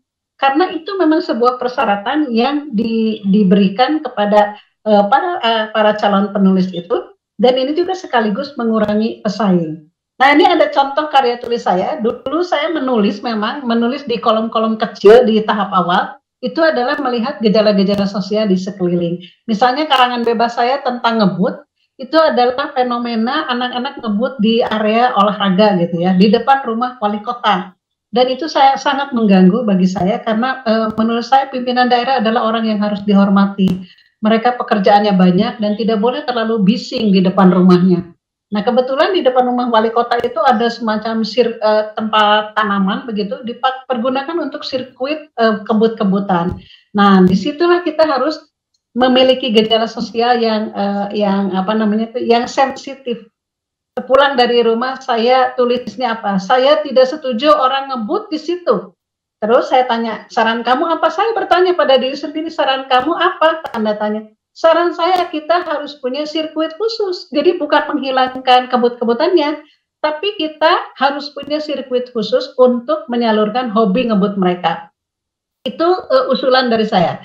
Setelah usulan itu disampaikan di dalam karya tulis ini, alhamdulillah saya mendapatkan penghargaan ketika itu, dan dibangunlah sebuah sirkuit di tempat lain, bukan di depan rumah wali kota gitu kan. Nggak apa-apa tidak ada catatan namanya, tetapi kita sebagai warga masyarakat sudah memberikan ide kreatif bahwa harus dibangun seperti itu. Nah, kalau yang sebelahnya iuran TV. Kalau dulu iuran televisi Republik Indonesia itu bayar. Sementara ada TV-TV swasta yang sudah berjamur itu tidak berbayar. Maka saran saya di situ adalah jangan berbayar dong televisi Republik Indonesia. Kalau tidak mau bersaing dengan televisi swasta, tingkatkan kualitasnya tapi tidak berbayar. Nah, sekarang sudah alhamdulillah TVRI, SCTV, RCTI semuanya sejajar. Ini adalah sebuah panggilan hati untuk membuat sesuatu menjadi lebih baik. Mungkin masih ada waktu selembar lagi. Ada 1 menit lagi. Tayangannya. Baik, masih ada yang berikutnya. Atau Habib? Baik, ini adalah karya-karya tulis terbaik saya. Banyak karya tulis mungkin ribuan. Itu pun bukan coret-coret biasa, tetapi saya menulis apa saja di kamar mandi, kemudian ketika ngegendong bayi, ketika menyiram tanaman, mencuci mobil, saya tulis semua apa yang saya lakukan. Nah, tetapi 82 karya ini adalah yang benar-benar mendapatkan apresiasi baik dari pemerintah ataupun masyarakat. Ini karya tulisnya sepertinya biasa saja. Ketika itu saya menulis tentang penyakit AIDS, banyak dijauhi masyarakat orangnya ya. Jadi jangan ke sana, orang itu sakit AIDS gitu kan. Padahal AIDS itu tidak menular begitu saja, kecuali kalau dia misalnya ada alat suntikan bekas dia kemudian dipakai oleh kita, alat gunting dan sebagainya. Jadi saran saya ketika itu jangan jauhi orangnya, kasihan kalau orangnya dikucilkan karena dia berpenyakit AIDS, maka dia akan semakin frustasi. Tapi jauhi penyakitnya. Kalau menjauhi penyakitnya berarti jauhi pergaulan bebas, seks bebas, kemudian bergaul dengan tidak jelas, kemudian juga apa namanya, bergaul sesama jenis. Itu yang saya sarankan di dalam karya tulis saya, opini itu saya tentang jauhi AIDS, bukan penderitanya. Jadi jauhi penyakitnya, bukan orangnya. Nah itu adalah salah satu opini yang memperoleh penghargaan dalam karya tulis saya. Kemudian yang lainnya, yang terbanyak adalah karya-karya tulis berbentuk press release ya, ulasan-ulasan singkat gitu ya, ulasan singkat, dan itu pun direspon oleh salah sebuah surat kabar sebagai karya tulis terbanyak sepanjang tahun. Jadi setiap bulan itu saya menghasilkan karya sekitar 10 atau 12 begitu. Jadi dalam satu tahun itu hampir 120, 130, tetapi yang diberikan penghargaan hanya karya tulis terbaik. Dan alhamdulillah sekarang sudah mulai aktif menulis lagi. Ada 2 buku yang sedang diupayakan untuk terbit di tahun 2020.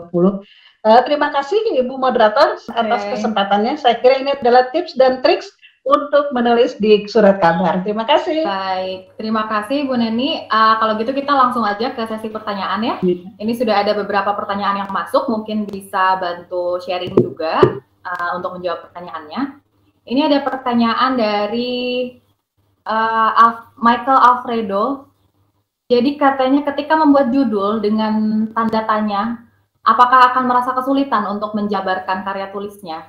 Bisa sharing atau bisa ada saran untuk itu penulisan judul ya berarti? Oh, judul ya. Baik, melalui komunikasi atau chat? Langsung aja. Oh, baik. Ketika kita memberikan judul dengan angka, dengan tanda tanya ya? Dengan tanda tanya. Ya. Dengan tanda tanya. Ini justru yang menariknya itu tanda tanyanya itu yang menarik gitu kan untuk dibaca. Tugas kita sebagai penulis adalah menggiring orang untuk memilih tulisan kita dari sekian banyak tulisan yang ada di koran. Ya, penggiringannya adalah tadi bisa dengan angka atau bisa dengan tanda tanya. Tidak menyulitkan kita, tetapi itu justru memudahkan kita. Kita tetap menjadi panduan. Misalnya begini, dari jumlah penduduk Jawa Barat, 47 juta penduduk Jawa Barat, 23 jutanya adalah perempuan misalnya.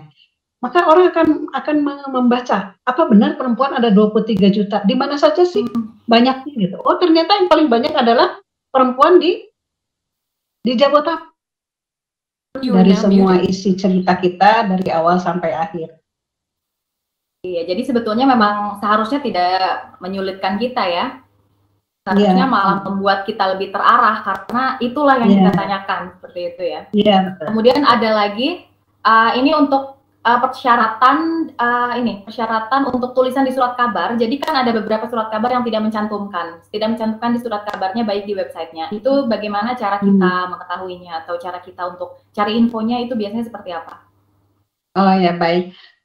Caranya kalau bagi pemula, Anda harus membaca model dari karya tulis orang lain yang dimuat di koran yang maka kemungkinan tidak akan dimuat.